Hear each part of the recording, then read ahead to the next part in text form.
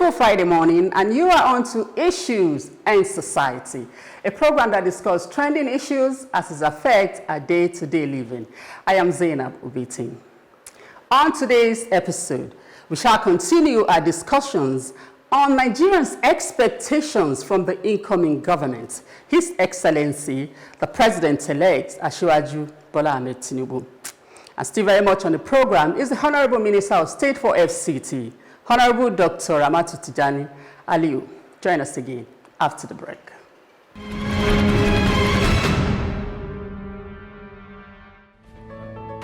With an ever-evolving society, there are everyday issues in the marketplace, in government, in our social lives, even in our homes. Issues and Society brings these happenings to you. Join us on this station. For sponsorship and advert placement, please call 081-100-00712, or better still, follow us on our social media handles.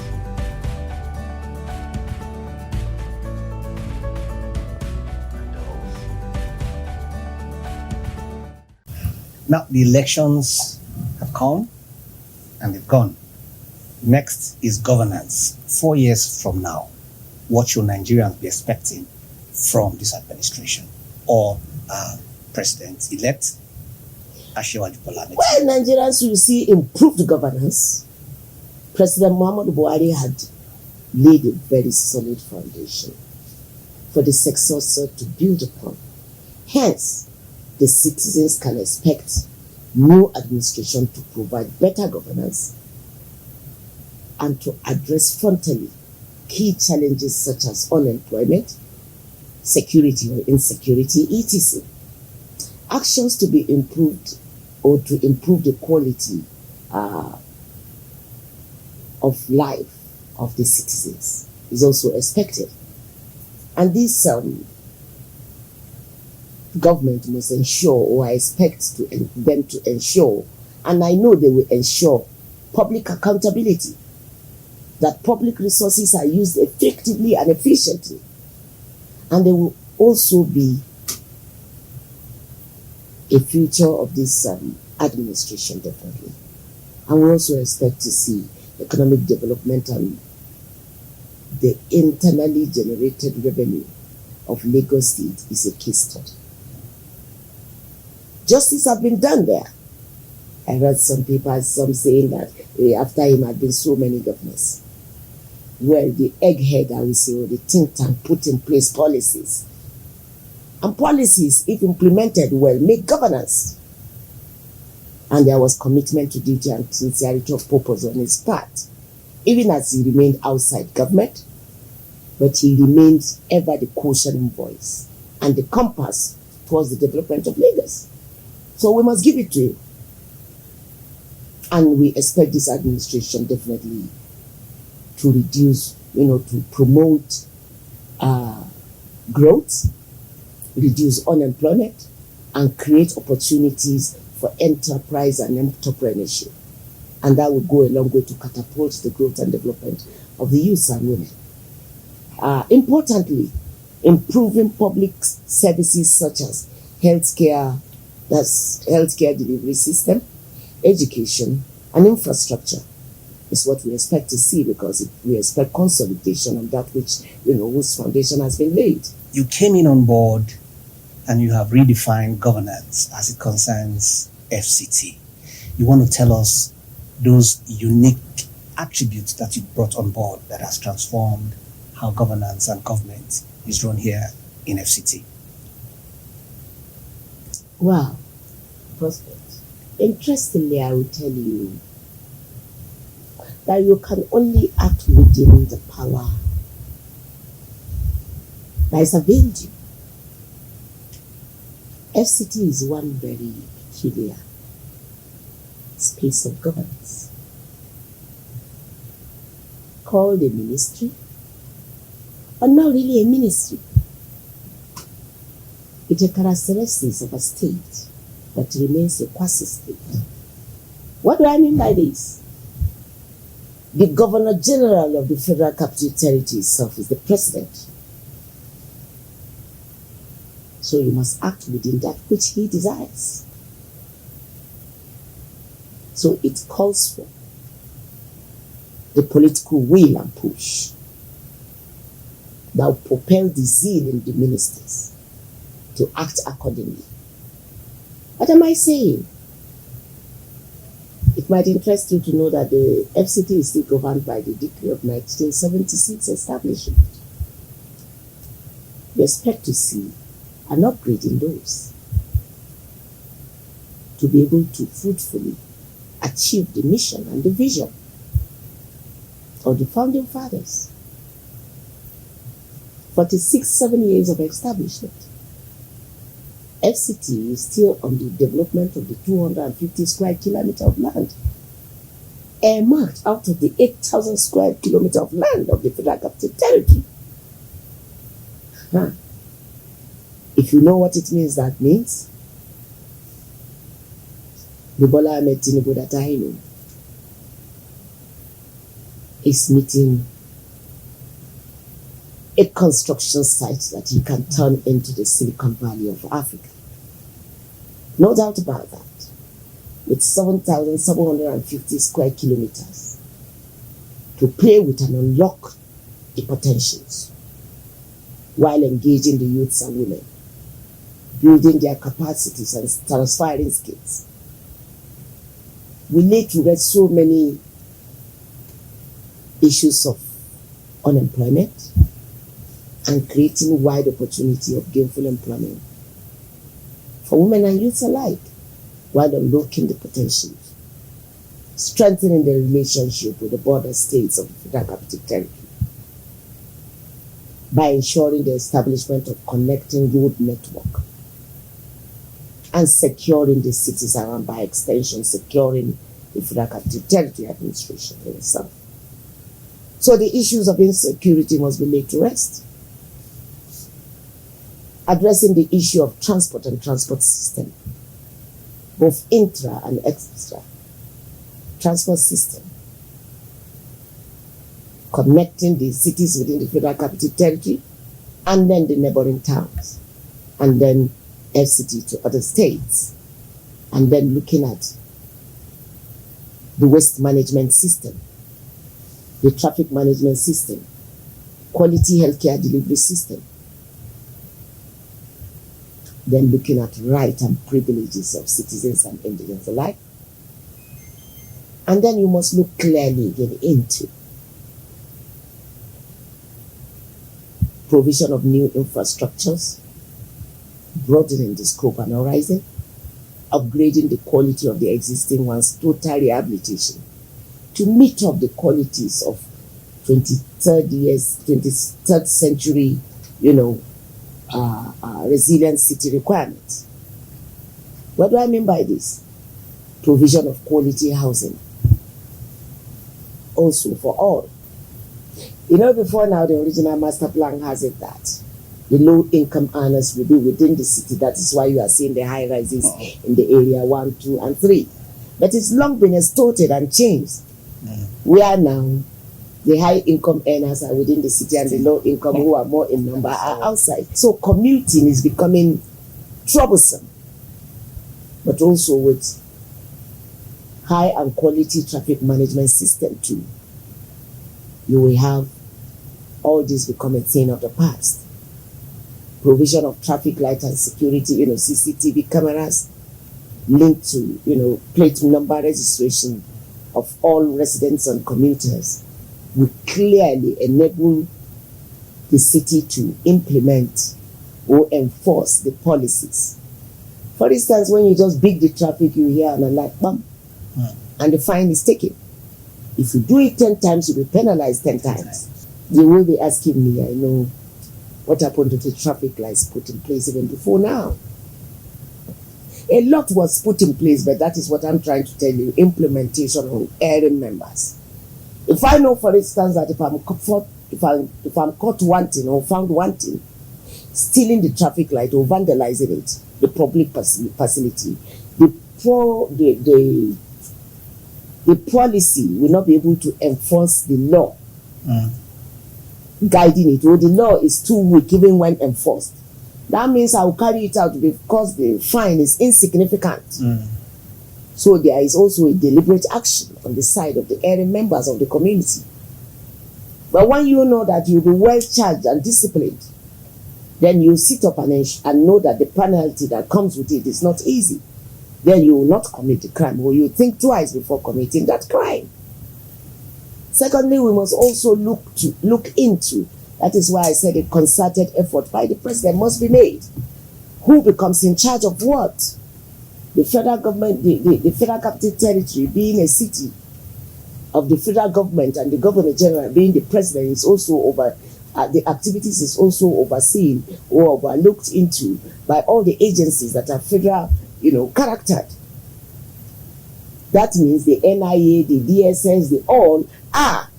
So who takes charge of the security cameras? Is it the NIA? Is it the DSS? Is it the Nigerian police? Who, or is it the FCT administration? That also will go a long way in defining who does what and who is to be held responsible where this and that does not work. But as we speak, there is also in place the joint task force of the security network of both the federal government and the FCT administration that oversee the security. You can see recently you've had reduced crime rates. During the lockdown period, the pandemic, we were privileged to go around, and surprising that you were one person who was very active, even at the peak of sit at home, to the point that, you had Nasani for, ventilators and all that. Please, can you tell me, what do I want to use the word, what gives you such daring spirits, to move around when I know you're not a health worker? First, I went for an official assignment in Saudi Arabia to look, for the accommodations and so on of the Muslim Brigade. And then we are the first that the lockdown caught up with there. And the Arabs started winding down. They closed their borders with us, moving. So I quickly picked interest and bought all the masks from there because I saw everyone using them, being forced to use, and I started using from there. But when I returned to Nigeria and I was laughed at, because I had the nose mask and so on, and they were laughing that there wasn't COVID in Nigeria. I laughed. But on a very serious note, we were the first set of people that eventually became exposed to the COVID-19. And how did that happen? On a fateful day when my governor, Yahya Bello, lost his mother, and then I received a call from the villa, precisely from the leadership of staff. Normally it is tradition that when the president is going to any state, the minister from that state follows or goes as an advanced team to get, whatever it is. And I was called upon and I reported early in the morning, and I had, Kogi, as you know, was one of the states that said they didn't even believe in the existence of the COVID. So we boarded the aircraft from Abuja, and we were with the late Abakari, Lai Mohammed, Gabashiwa, and so on, and we were on board. Well, in the car, I experienced the first second sneezes he had, and I don't know for whatever reason, because I saw a few of those in Saudi Arabia. And I haven't realized he just returned from Germany or so. We were using the Lufthansa. I said, you shouldn't have come. You should have rested, Baba. And also in the reflex action in his very usual mood. Very upright leader we have there, and we lost. It was a great loss to Nigeria. It is, Baba. He said, do you believe in COVID? I said, I do, sir, because I saw them in Saudi Arabia. So you think I have COVID? I said, I'm sorry, sir, if I must be frank, but I know so.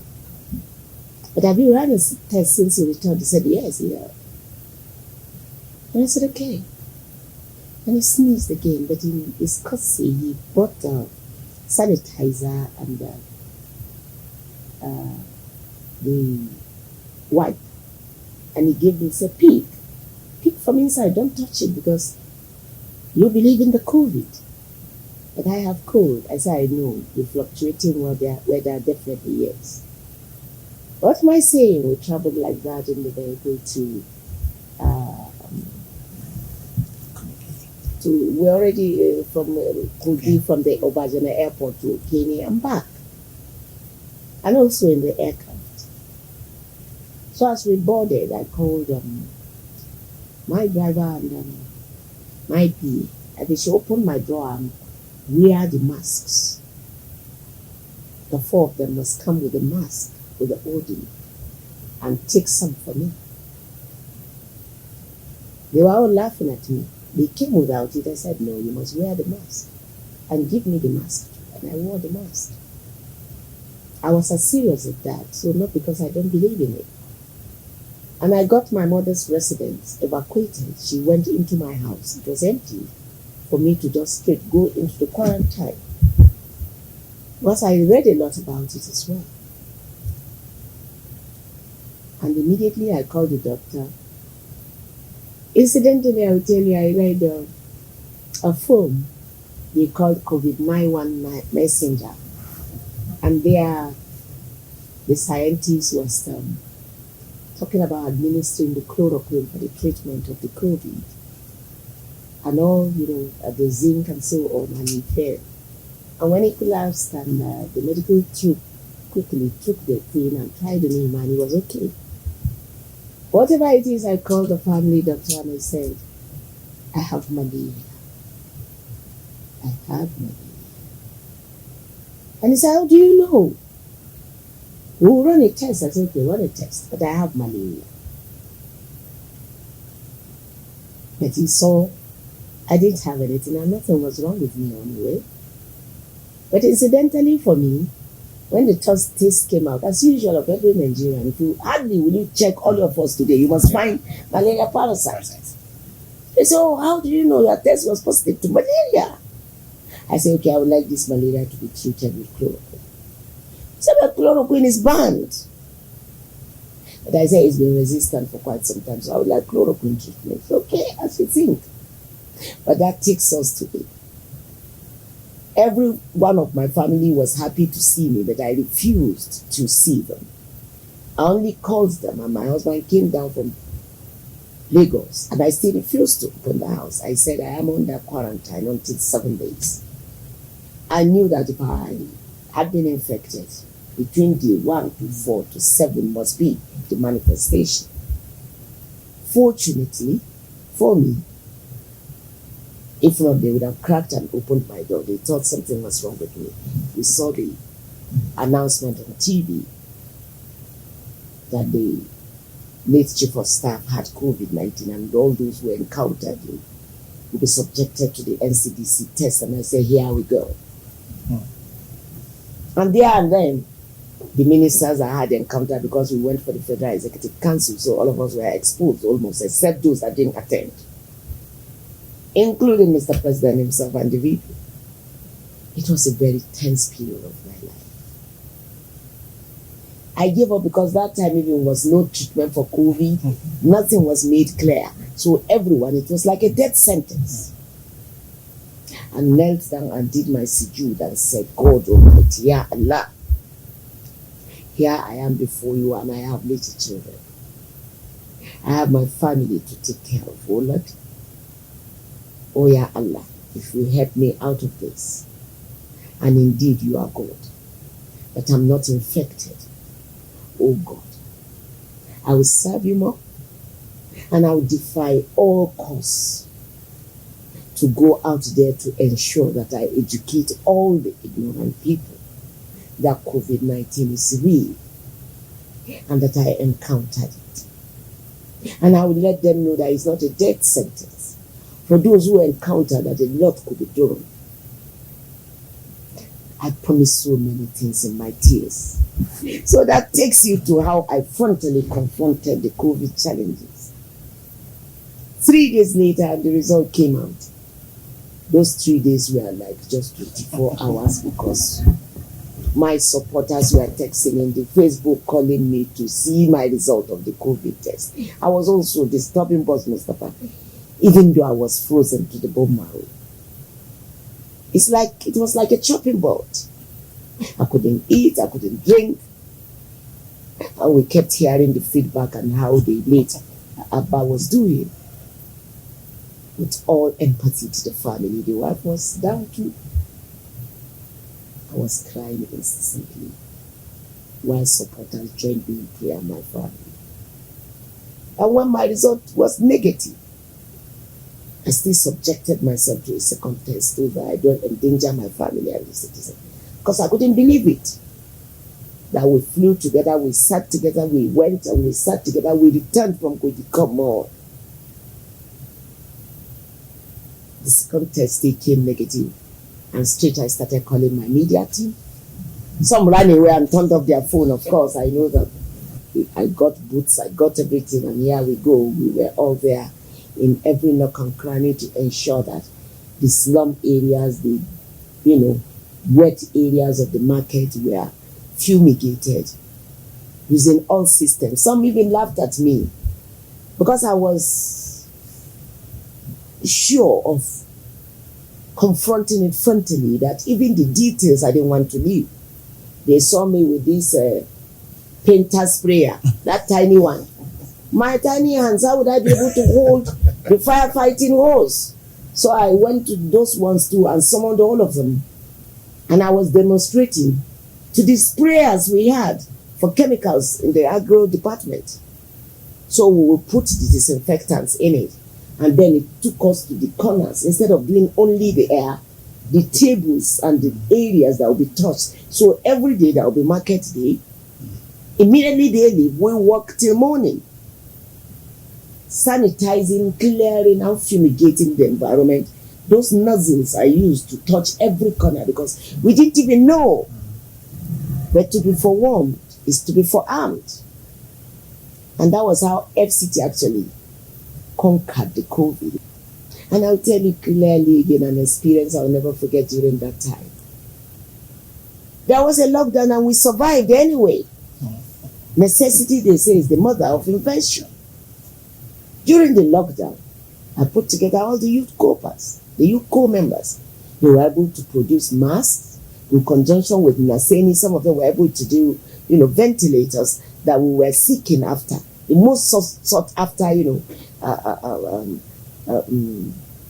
facility, equipment during the COVID, because it comes with the breathlessness, so the ventilator was said to be required. Most of them didn't even have a need to be used anyway, but it was so costly to bring it in.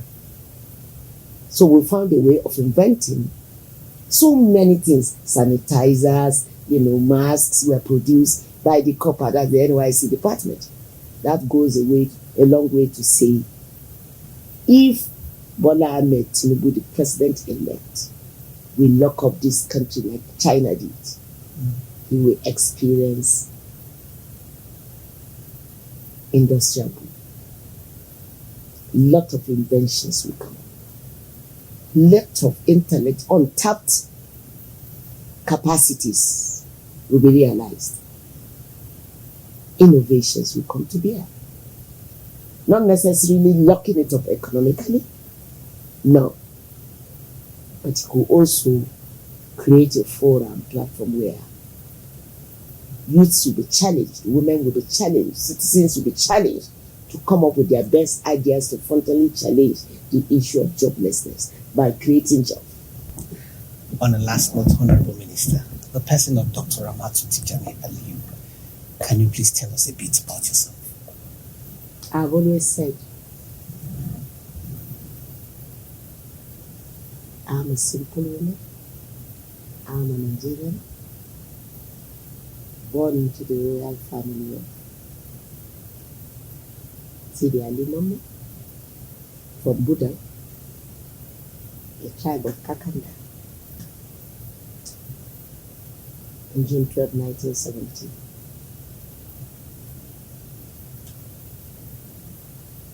And I am a town planner by profession, but I'm a politician by vocation. I've always said it that I'm an administrator who is concerned also about security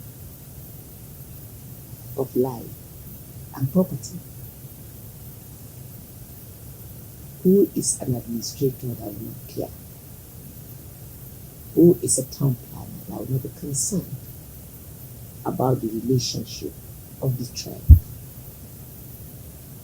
So that led me to be and becoming a chartered town planner in my first degree. My master's in public administration led me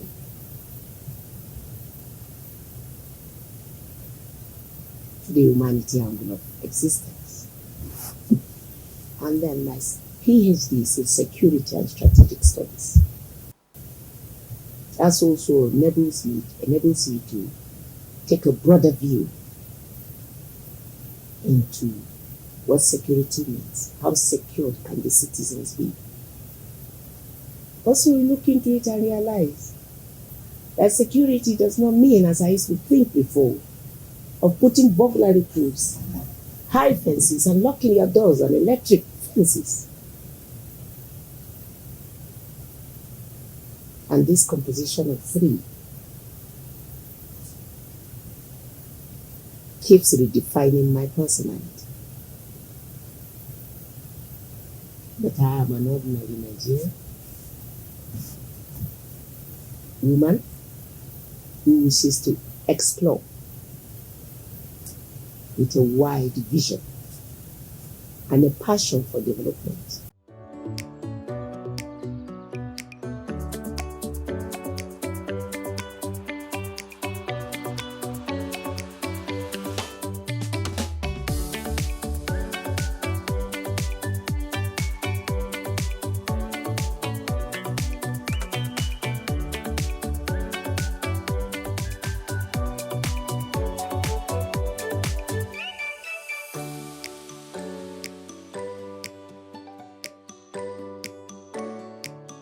Welcome back and thanks for staying tuned.